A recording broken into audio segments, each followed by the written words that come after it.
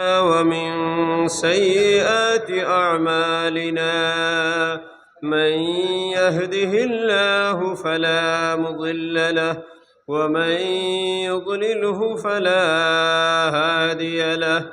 ونشهد أن لا إله إلا الله وحده لا شريك له ونشهد أن سيدنا ونبينا وشفيعنا وحبيبنا وسندنا وإمامنا ومولانا محمدا عبده ورسوله صلى الله تعالى عليه وعلى آله وأصحابه وأزواجه وذريته وبارك وسلم تسليما كثيرا كثيرا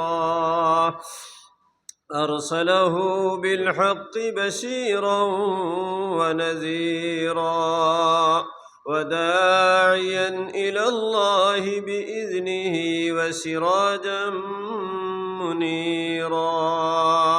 أما بعد فقد قال الله تبارك وتعالى جل جلاله وعم نواله في الكلام المجيد والفرقان الحميد فاعوذ بالله من الشيطان الرجيم بسم الله الرحمن الرحيم الله لا إله إلا هو الحي القيوم لا تأخذه سنة ولا نوم له ما في السماوات وما في الأرض من ذا الذي يشفع عنده إلا بإذنه يعلم ما بين أيديهم وما خلفهم ولا يحيطون بشيء من علمه إلا بما شاء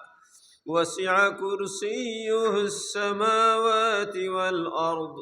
ولا يؤوده حفظهما وهو العلي العظيم وقال رسول الله صلى الله عليه وسلم وقال الله تبارك وتعالى يا أيها الذين آمنوا أطيعوا الله ورسوله أطيعوا الله وأطيعوا الرسول وأولي الأمر منكم وقال رسول الله صلى الله عليه وسلم من أطاعني دخل الجنة ومن عصاني فقد أبى كل أمتي يدخلون الجنة إلا من أبى قيل ومن أبى يا رسول الله قال من أطاعني دخل الجنة ومن عصاني فقد أبى أو كما قال عليه الصلاة والسلام وقال الله تبارك وتعالى مخبرا وآمرا إن الله وملائكته يصلون على النبي يا أيها الذين آمنوا صلوا عليه وسلموا تسليما وصلى الله على سيدنا ومولانا محمد وعلى آله وأصحابه وسلم وصلى الله على سيدنا ومولانا محمد وعلى آله وأصحابه وسلم رب اشرح لي صدري ويسر لي أمري واحلل عقدة من لساني يفقه قولي رب زدني علما رب يسر ولا تعسر وتمم بالخير وبك نستعين اللهم يا فتاح اللهم فقهنا في الدين وعلمنا من الكتاب اللهم أرنا الحق حقا وارزقنا اتباعه اللهم أرنا الباطل باطلا وارزقنا اجتنابه وأحينا على الصراط المستقيم وأمتنا على الدين القويم جناب صدر محترم حضرت مولانا اشرف الدین صاحب دامت برکاتہم العالیہ محترم মুরব্বী সাহেবান যুবক ভাই হল পর্দার আড়ালে মা বইন হল আমি আমার আপনাইতে এই মুক্তবরক জলসার মধ্যে কিছু মাত কথা করার সুযোগ দান করছেন এর লাগি আমি আপনাদের দিলি মোবারকবাদ জানাই আর খুশি লাগছে ও কথার উপরে আপনাদের এই জলসার সভাপতি জানে বানাইছেন তিনি একজন দক্ষ আলিম রে বানাইছেন দিনী মজমুয়ার বেশিরভাগ জায়গাত গেলে দেখা যায় সভাপতি যাইন বঞ্চইন এই দুনিয়ার আগামাতা কিছু জানেন না আর নতুবা তাইন যাইন বঞ্চইনের বেশি জ্ঞানী মানুষ আর বেশি জ্ঞানী মানুষের সামনে ওয়াজ করা যায় না কারণ তাই নিজে নিজরে বেশি জ্ঞানী মনে করিয়া বই রইল আর কিছু বাংলা কিতাব পড়িলেন নানি আর জানে বানাইয়া তুই একবারে বুঝাইছা হা না কুঞ্চা জানিন না ইলাও বানাইয়া তুই কিন্তু আজকের জলসা বিলকুল উল্টা অর্থাৎ যেভাবে ওয়ার কথা আজকের গু ওলা হইছে অন্যান্য জলসা কিন্তু এইভাবে হয় না হজরত মৌলানা এক বড় মাদ্রাসার জিম্মাদার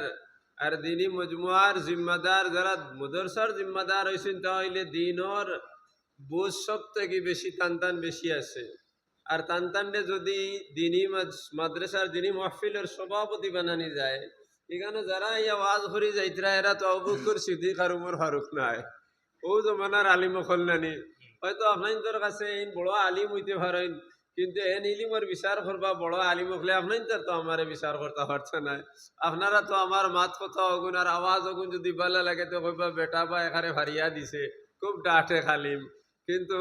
আমার এলিম কতখান আছে ডাঁট আলিম না এখান তাইন হইতে পারবা যাইন যারো বইসইন কারণ আলিমর মাপ তো আলিমে দিতে পারবো আমি দিতে পারছো না আপনাদের কাছে তো আলিমর মাপ হইল দুই জিনিস কেমন ডাটিয়া টান দিতে পারেন আর কিসা উৎসাহ কেমন খাওয়াইতে পারেন না কেমন খান্দাইতে পারেন ও তিন জিনিস হইল আপনাদের মাপ কাটি